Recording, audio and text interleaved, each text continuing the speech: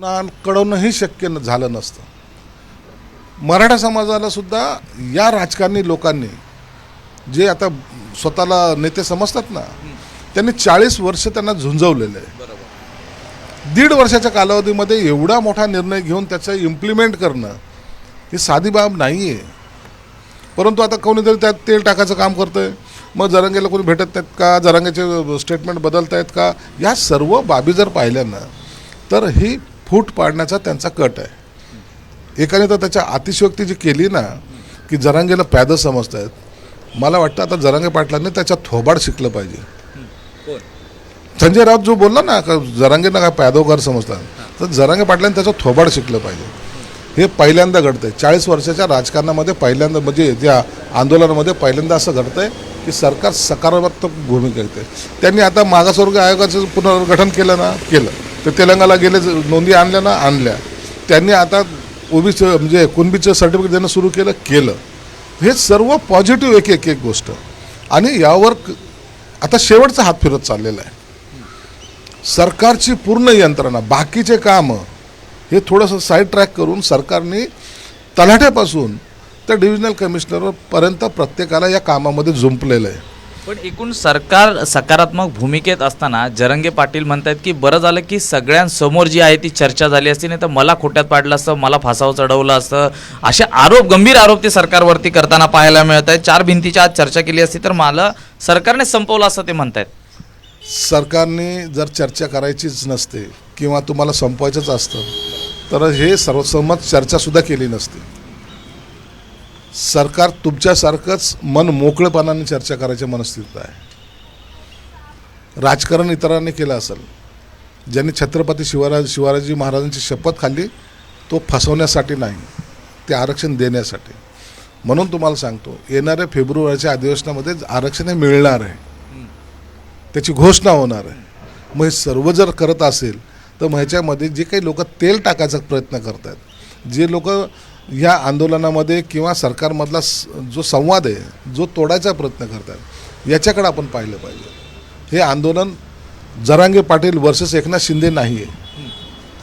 हे आंदोलन एक समाजाचा प्रतिनिधी, समाज आणि एकीकडे सरकार, हे यांच्यामधला हे म्हणजे एकमेकांमध्ये ज्याला म्हणतात संवाद, हे साधण्यासाठी हे आंदोलन आहे. आता ज्या पद्धतीने काहींचे मागण्या आहेत की आता संवाद नको, तर दुसरीकडे जरांगे पाटील हे म्हणतात तुम्हाला नको तर आम्हालाही नको. उद्यापासून म्हणजे येणाऱ्या काही काळात ते आझाद मैदानावरती आंदोलन करण्यासंदर्भात किंवा उपोषण करण्यासंदर्भात ठाम आहेत. नेमकी सरकार आता त्यांची कशा पद्धतीने समजूत काढणार आहेत? आता कुणाला काय करायचं हा निर्णय ज्याचा अजून घ्यायचा आहे.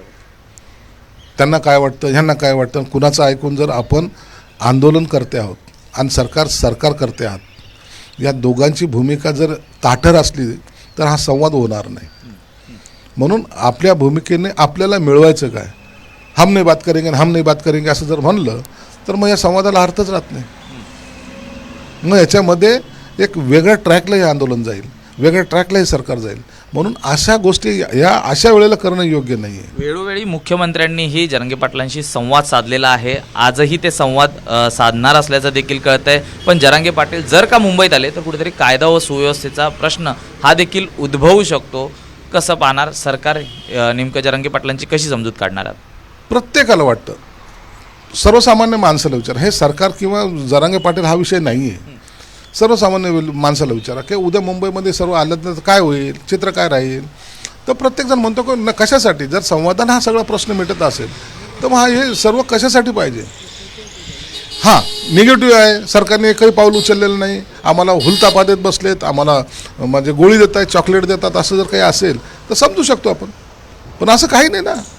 एक स्टेप आपण पुढे जातो, एक स्टेप पुढे चाललोय आपण. म्हणजे कोणाची काही मागणी असली तरी मुख्यमंत्री मात्र चर्चा करणार आहेत आणि सकारात्मक चर्चा असणार. मुख्यमंत्री सकारात्मक चर्चा करणार आहेत, चर्चा करतायत.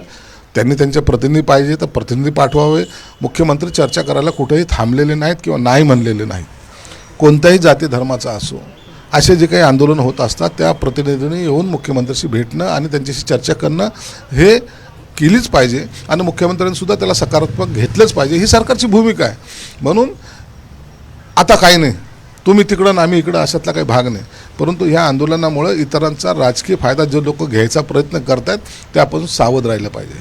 धन्यवाद सर आमच्याशी बातचीत केल्याबद्दल. तर नक्कीच या ठिकाणी महत्त्वाची भूमिका ही संजय शिरसाट यांनी आपल्याकडे मांडलेली आहे की याचं कुठेतरी राजकारण होऊ शकतं आणि त्याचा कोणतरी दुरुपयोग हे देखील राजकारणी घेऊ शकतात असं त्यांनी स्पष्टपणे म्हटलेलं आहे. नितीन बोधारेसह मी सूरज सावंत, साम टीव्ही न्यूज, मुंबई.